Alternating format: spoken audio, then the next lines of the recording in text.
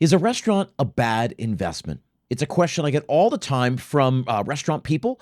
So, GMs, chefs, people who feel like they're ready to make the jump from management into ownership. But there's a lot of apprehension there, a lot of anxiety because they're going to have to put up their own money, sign a personal guarantee, maybe drain their savings, maybe drain their retirement accounts. So, am I going to lose it all? That's their question to me. And then on the other side, I get people who have capital, people who invest in things and they love restaurants and they love the idea of investing in a restaurant, but they hear from a bunch of their friends and they read on the news and they see on the internet that it's a bad idea. So today I want to put that question to bed. Is a restaurant a bad investment, right? Should I do it? My answer is maybe and maybe not. We'll cover that over the next few minutes. If you don't know me, my name is Chip Close. I'm the founder and CEO of Restaurant Strategy. I help independent restaurant owners increase the profitability of their restaurants, so we're very much having the right conversation. I've written 2 books on the topic. I give talks all the time. I also host my signature coaching program. It's called the P3 Mastermind. You can get information about any of that down below because if you need help with any of it, do not think you can do it alone. Have a community, have a coaching team in your corner to help you through very, very important and often difficult decisions. So, back to the topic at hand. Is a restaurant a bad investment? And I said maybe and maybe not. It depends how you're coming at it. And there are 3 specific areas that I want to cover because these are 3 areas that people really go wrong. Number 1, you have to understand who you're serving. You have to understand who needs to be served. Number 2, you have to understand the competition. So who's already serving the market? And then number 3, you have to understand your numbers inside and out. And you have to know from the beginning how you can make money and how much money you can make. That's what this is all about. I want to start with the end in mind here, and then we'll loop back around to it. Understand that a business is a business is a business. A business exists to generate profit, right? So you have to bring in more revenue than you have expenses going out. That extra, that surplus is called profit. I told you at the beginning, I spend a meaningful amount of my time coaching restaurant owners to help them increase the profitability of their restaurants because the margins are slim. We're going to get back to the margins in a minute. Again, the 3 areas I want to cover, the 3 areas that I think will help answer the question of whether this is a good investment or a bad investment is number 1, who are you going to serve? Right? How are you going to serve them? Number 2, who else is already serving them? So understand the competition. Number 3, knowing the numbers. Let's start with the first piece, right? So who are you trying to serve? Let me be really clear. Nobody needs another restaurant. There are tons of restaurants. We have more restaurants than ever before, more diverse restaurants than ever before, and more great restaurants than ever before. So it's not just quantity, it's not just variety, it's quality. We have plenty. If you were to open a restaurant and close 6 months later, people might be like, oh man, I love that place. Well, where do you want to go tonight? They're not going to cry in their soup. They're not going to lose sleep over you not being there. They will just go to one of the other options that are there. And I tell you that not to bum you out, not to make you any more anxious than you already are, but to help you face a very real fact is that we already have so many options out there. There are markets that exist. There are great options. So if you decide to open a restaurant and you come to market, you have to know who you're serving and how you're serving them. How you're going to serve them better or differently than how they're already being served. I can't tell you how crucial that is. So if you say, oh, I'm going to open a sports bar, naturally I'm going to say, great, what other sports bars are out there? Where do people go when they want to go to a sports bar? And how are you not going to be better than them, but how are you going to be different than them? Oh, there are a lot of sports bars, but they're divey. I want to open an upscale sports bar. Okay, maybe. Now we're having a conversation. Or there are a bunch of sports bars, but they're always difficult to get into, so I'm going to open a cavernous one where there will always be seats, right? Or there are a bunch of high-end sports bars, fancy, where the, fancy beers, expensive beers and burgers, and I really want just something for the kids in town. I want something, low-key, low cost. Fine. You have to find a differentiation point. You have to understand who you're serving. So if you say, well, there are a bunch of sports bars, but they're all low income, low cost, junky, trashy, dirty, packed, and I want to open something upscale, high end, then naturally I'm going to say, great. Is there a market for that? Do people want a higher priced burger, a higher priced beer when they're watching their games? Is there already something that exists there? Number 1, if it doesn't exist, why or why not? That might tell you something. And if there is something that exists, you have to understand whether there's even room for you in the market. So you can't just say, I'm going to open an Irish pub, and how are you different than the other 5 Irish pubs? You're like, well, I'm going to be better. You have to define better. Better is a trap. I talk a lot about the better trap. You have to be different, right? If you look at luxury cars, they don't try to beat each other on quality. They say they're all great cars, but are you interested in performance, in speed, in electricity? Do you want a German car? Do you want an American car? Do you want an Italian sports car? The luxury cars are a really great way to look at this. The candy bar wars from the early 1900s are great, right? Hershey came to market in 1900, and nobody competed against them for a long time. In fact, the first true competitor was the O. Henry bar, and they didn't just try to put out a milk chocolate bar. They put out a milk chocolate bar with stuff inside, right? And they basically said, if you like a candy bar, if you like milk chocolate, but you feel like it's a little monotonous to just keep eating milk chocolate the whole time, maybe you want stuff in yours, then we got you covered. That's what the O. Henry bar is. So they weren't trying to take on they weren't trying to take on Hershey's directly. They were trying to just peel a little bit off and get a little bit of market share. Every other company that came to market, right, Reese's with their penny cups and the Crunch bars and the Baby Ruth and the Snickers, they all just tried to find a new position in the market, right? They weren't trying to take on the big boys directly. And there's a really good lesson there.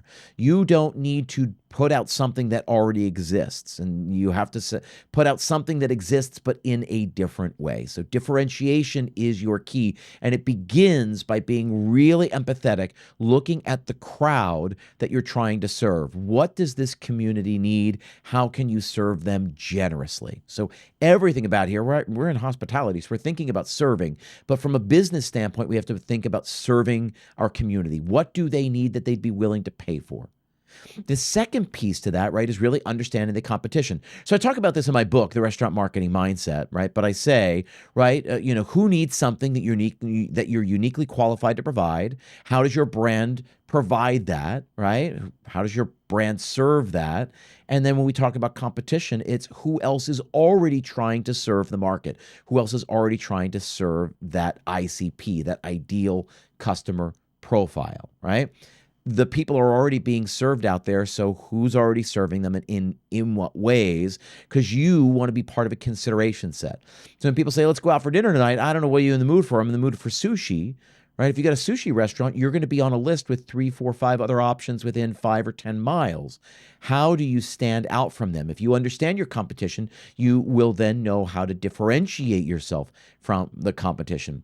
So understanding your market, your audience, who needs something that only you can provide, and then what market already exists, what's the competition, how can you separate yourself from the competition? Those are marketing lessons. Those are foundational, right? More foundational, more important than your social media handles or the colors on your website or what your logo or business cards should look like, all of that. It's just marketing really is about identifying a market, right? Who needs something that we could sell to them, and then figuring out how you can create a compelling entry into that market. Those are marketing lessons. So the first 2 of these 3 points are marketing. You have to understand whether there's even a need for your product. The last part then is profitability. You have to know your numbers. You have to start with the end in mind. Most restaurants will never make more than about 5 or 6% profit, right? So if you're $1 million restaurant, you do the math. That means you're making about $50,000, $60,000 a year. That's not a lot of money for the kind of output you're gonna put out there, right? For the amount of effort you're gonna put into running your restaurant. So for me, I would want to know that I can make a $2 million, $3 million restaurant that will make 15 to 20%. Because I don't know, 20% of $2 million, that's $400,000 a year. Well, that would be worth my time. $400,000 a year for a household income is pretty good this day and age. So I would want to know that there's enough audience to really keep me full and flush and busy, and that I have a plan for being insanely profitable, 15 to 20% at least. And if you've got a fast casual or quick service concept, right, so counter service, you should really be at 25% or above profitability wise. So just to be really, really clear here, 5, 6, 7, 8%, you're one bad weekend away from being in the red.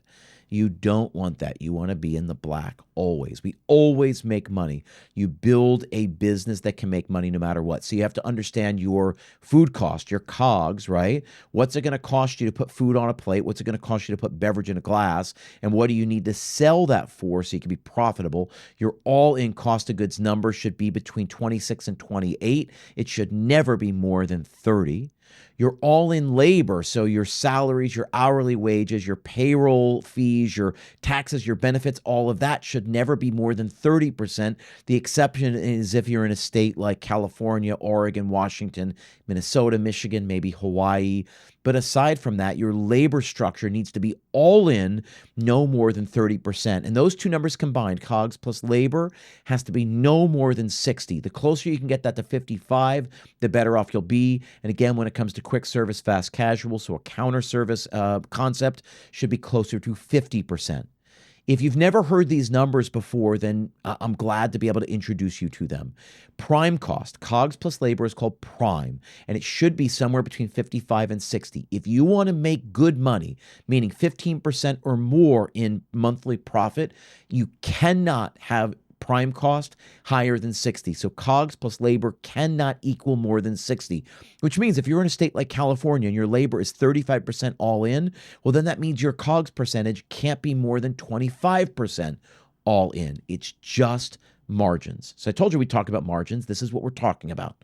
The average independent restaurant makes about 5, 6, 7%, 50, 60, $70,000 a year. I don't think it's enough for the sort of, right, and the average restaurant in this country, average independent restaurant, does about $1 to $1.2 million a year. So that's why I picked that number. So I would think about a concept in a market that could generate more revenue, 1.5, 2, 2.5, 3 million or more, and make a concept, find a location that where you can be really profitable. Prime's got to be below 60. The other barometer we always use is rent.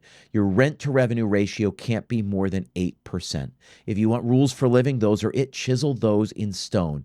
If I were going to open a restaurant and I were assessing whether this is a good investment or a bad investment, I would need to know that those numbers can be locked in. So if you're an investor and you're looking at this, you look to the rent to revenue ratio, you look at what their pro forma says, what they're going to do labor-wise, you look at the track record of the owners that you're going to invest in and make sure they know how to do that. And if you're an owner stepping out for the first time, do not get starstruck from an exciting new space.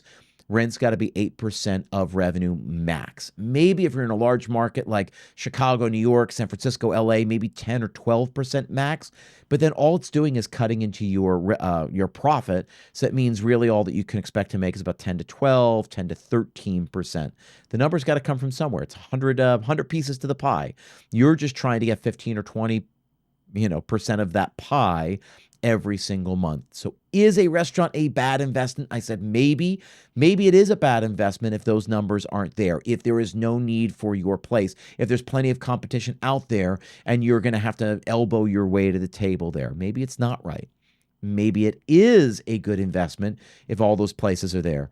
Man, there are all these steakhouses, but there's no low-key, cost-effective steakhouse, or there's sports bars, but no high-end sports bar. And man, it's a really affluent area, and I think we could do 100 covers on a weekday, and 3, 4, 500 covers on a weekend. Well, then great. Well, then maybe you've got it right.